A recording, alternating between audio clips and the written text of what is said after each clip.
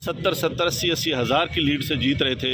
हमने उनको हरवाया है और उनके ऊपर जाली मोहरे लगा के सबको हरवाया। कमिश्नर साहब, जब जाली मोहरे लग रही थी उस वक्त आपने किसी से कहा कि ये सब कुछ हो रहा है, गलत हो रहा है, इसको रोका जाए? देखिए, मैं ये सारी इस गलतकारी की जिम्मेदारी अपने ऊपर ले रहा हूँ और साथ आपको बता रहा हूँ कि जो चीफ इलेक्शन कमिश्नर है, जो चीफ जस्टिस है, वो भी इस काम में पूरे शरीक। कमिश्नर साहब, आपका बहुत बड़ा ये इतना सब कुछ हुआ, आखिर किसके कहने पर होता रहा? आप क्यों प्रेशर में थे? किसने ऐसा किया? मेरे ऊपर कोई दबाव नहीं है। मेरे बाप दादा भी अंग्रेज़ों के ख़िलाफ़ और सिखों के ख़िलाफ़ जंगें करते रहे हैं, लड़ते रहे हैं ये मुल्क बनाने के लिए।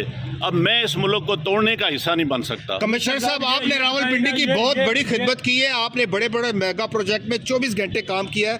ये बताइएगा कि आपको कमिश्नर चीफ इलेक्शन कमीशन दबाव में ला रहा था कि ये करें सारे काम, लोग जीतों को आपने हराया, आपको नींद कैसे आती रही, किस तरह आपका ज़मीर जाग गया? देखिए, मैंने रावलपिंडी के लिए 14 16 घंटे काम किया है। मैंने यहाँ रिंग रोड बनाया है, ददोचा डैम बनाया है, होली फैमिली हॉस्पिटल बनाया है, जिमखाना बनाया है, मैंने लारी अड्डे बनाए हैं, मज़दूरों के लिए सेंटर बनाए हैं, मंशियात के अड्डे सेंटर बनाए हैं। सब कुछ मैं अपने मुल्क की बेहतरी के लिए करता रहूं, लेकिन आखिर पे मैंने जो इस मुल्क के पेट में छुरा घूंपा है, मुझे वो सोने नहीं देता। मैं ये सुकून की मौत बर्बाद करता हूँ। मैं जो मैंने जुल्म किया है, मुझे उसकी सजा मिलनी चाहिए और बाकी भी इस जुल्म में जो लोग शामिल हैं, पुलिस भी शामिल है? उनके नाम बताएंगे जो लोग आपके साथ यहाँ पर थे?